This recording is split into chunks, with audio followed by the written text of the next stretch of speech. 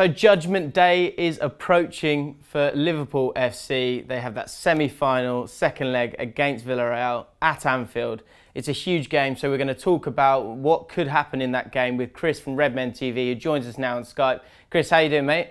I'm all right, James. I'm a little bit nervous. Big game coming up, mate. Absolutely. Well, it is. We're right in saying that, aren't we? It is Judgement Day for Liverpool's season, isn't it? Yeah, I mean, that's it. Everything for the last sort of 2 months has been pointing towards the Europa League campaign. You know, we've rested players in the league specifically for this tie at the weekend against Swansea, where we looked awful. But it doesn't matter. That Swansea result doesn't matter if we can beat Villarreal and progress to the final of a European competition. Yeah. I mean, so you lost, I mean, a bit heartbreaking, wasn't it, last week against them?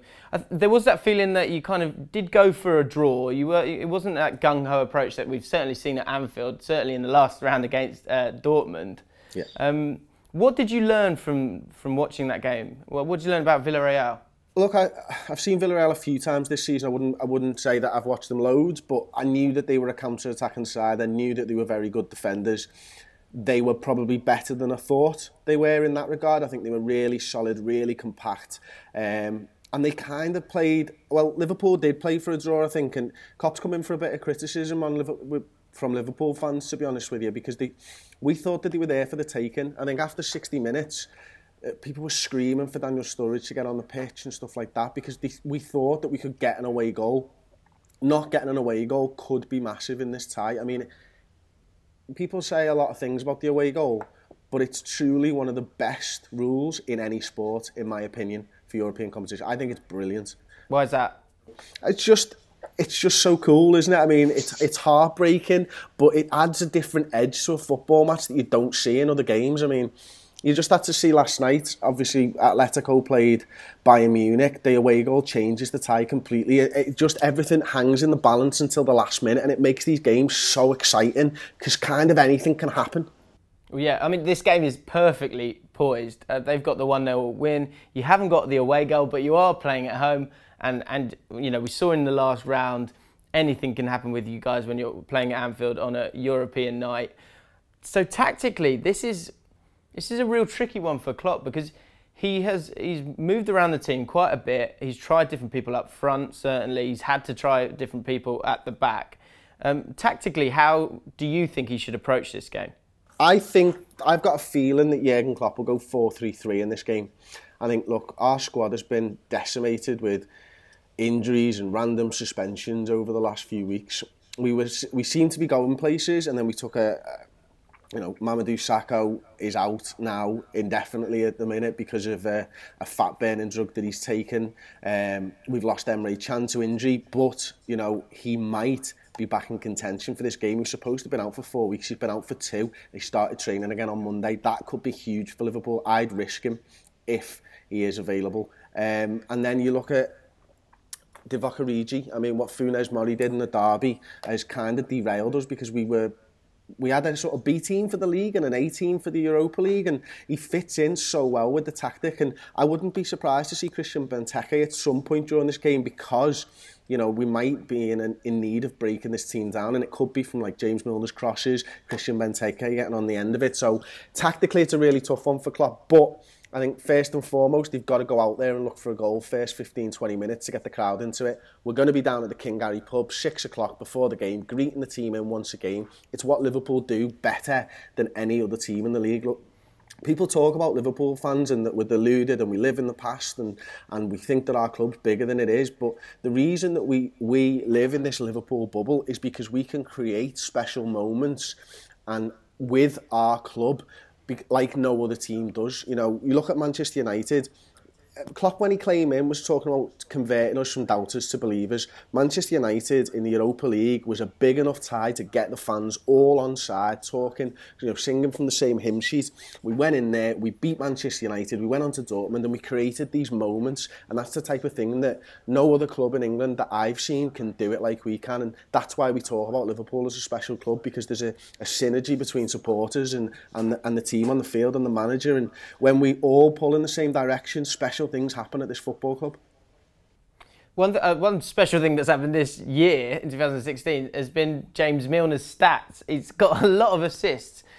Some people probably see that top line and think, oh, well, he must be playing really well. Is he playing really well? Or is it just symptomatic of the amount of crosses that Milner's putting in?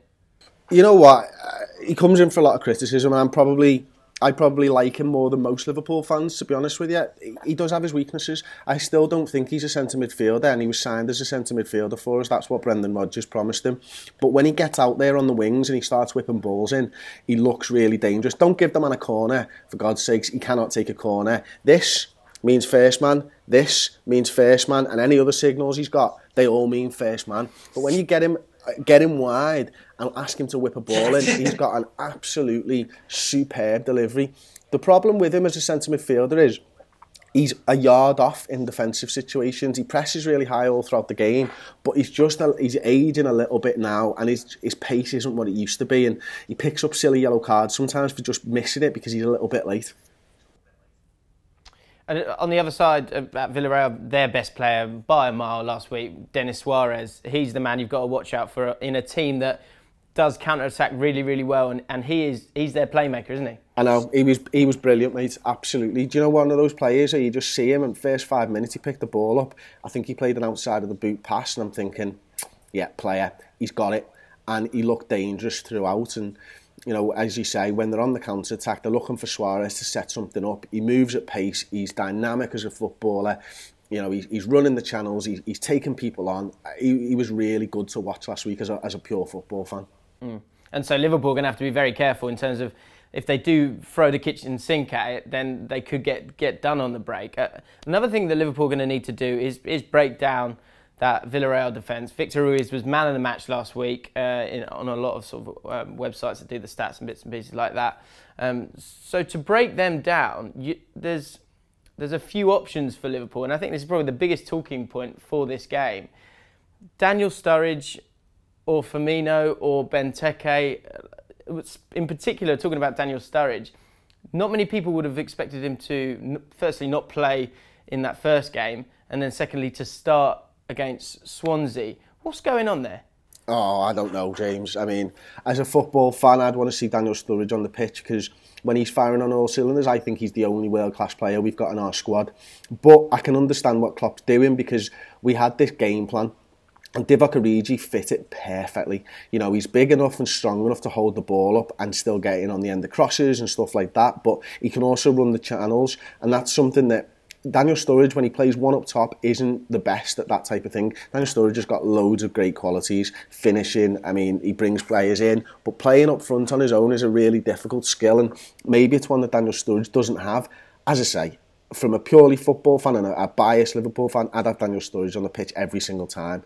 But when you're talking game plans, and this is Europe, this is what you've got to do. Good managers come up with game plans in Europe. And so I totally understand why.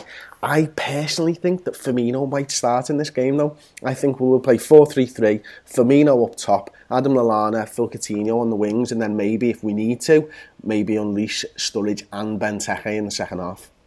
So is there a hint from Klopp that there are, I guess football always evolves, and you know the high pressing game is a huge part of modern football. Is that a limitation that Daniel Sturridge has, that he doesn't have that work rate to play at that level of intensity? It's such a tough question, James. When he's up there, you know, it doesn't come naturally to him. And I think whenever you see high pressing teams, those players that it comes naturally to, you can tell. Adam Lallana's one of them, James Milner's one of them, Roberto Firmino's one, Phil Coutinho. It all comes naturally to them. If one person, when you're playing the high press, if one person isn't with you on that press, it can be so easily broken down. And I think that's where it's coming from at the minute. You know, all Villarreal have to do is break that first pressure and they're through on the midfield and attacking. And they'll be attacking the defence. That's where the problem comes in, and that's where you kind of go to people who are more natural with it and better at it. I think Daniel Sturridge still has to think about it a lot. And when you think in football, and especially professional football, that half a second is all a good player needs to beat you.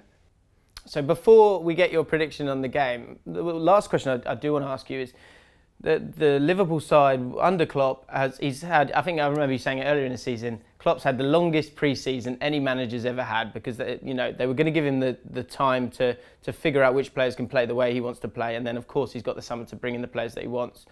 But this Liverpool side will be judged on what they achieve, obviously. So if they make the final, that is an achievement. If they win that final, even more so. Which players in the Liverpool side are playing for their Liverpool career tonight? Wow. Simon Mignolet definitely is playing for his Liverpool career. Look, over the last few weeks he's made some tremendous saves, but I think 99.9% of Liverpool fans, in fact probably 100% of Liverpool fans, don't really want to see him as the #1 goalkeeper next year. You know, he doesn't command his area well enough. His distribution's not good enough. He's a bit of a...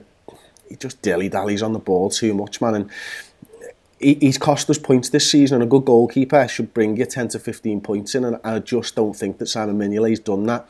As far as defenders go, Kolo Touré will be fighting for his life. He's 35 years old.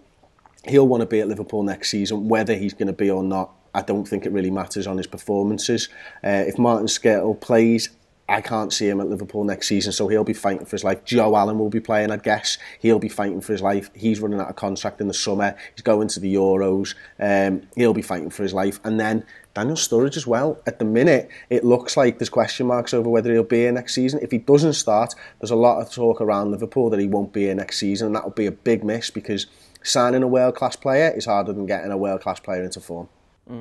So a massive night, hopefully a great night at Anfield for Liverpool. What's your prediction for the game? I've chopped and changed this week on predictions. I think I'm going to stick with what I said on the build-up show. I think we're going to win 1-0. I think we're going to score a goal in extra time and go through. But there you go. I think it's going to be an unbelievable night at Anfield. I think everybody should tune in and see what Liverpool fans can do, because when we're on song, the team's on song, and that generally means good things for Liverpool Football Club. Great stuff, Chris. Cheers. So there you have it. Guys, let us know what you think about this game. Which players are playing for their Liverpool career? Should Daniel Sturridge start? Who should play at centre-back? And what's your prediction for the game? If you want to see all the build-up to this huge game, make sure you go and subscribe to the Redmen TV. And if you've enjoyed this video, give it a like. And also go subscribe to the Ball Street channel. Look, it's right there on my chest. How would you like to win this Puma football signed by none other than Adam Lallana? Well, you can. It's dead easy. Click the annotation there, go through to the Ball Street YouTube channel, find my 5 things that Liverpool need to do this transfer window video, and just simply subscribe and comment below to win. You've got to subscribe, you've got to comment, and you can win this tremendous Lallana football.